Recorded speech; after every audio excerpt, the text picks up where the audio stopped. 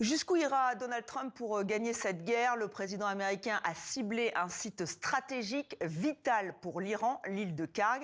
C'est le plus grand terminal d'exportation de pétrole du pays. Il menace de s'en prendre aux infrastructures pétrolières si le détroit d'Ormuz reste bloqué. On fait le point avec Perrine Jouan.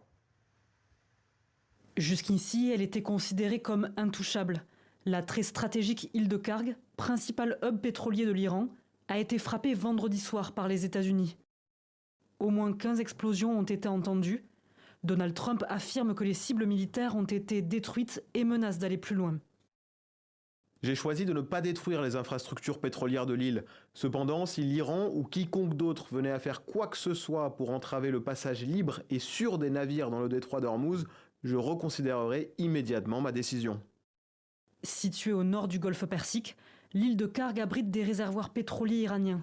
90% du pétrole de Téhéran transite par ici, à destination principalement de la Chine, via le détroit d'Ormuz.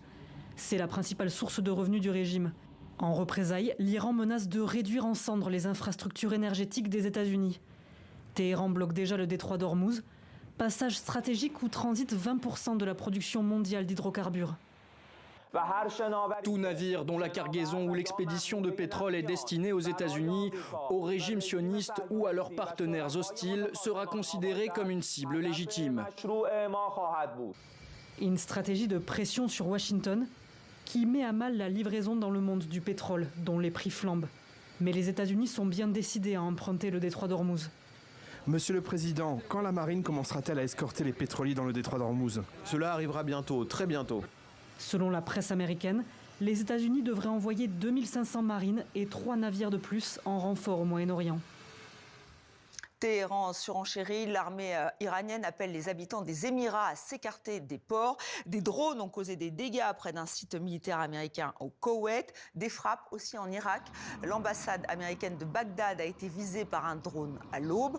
Le complexe diplomatique se trouve pourtant en plein cœur de la capitale irakienne. Et l'attaque intervient après une offensive contre les brigades du Hezbollah, un influent groupe armé pro-iranien.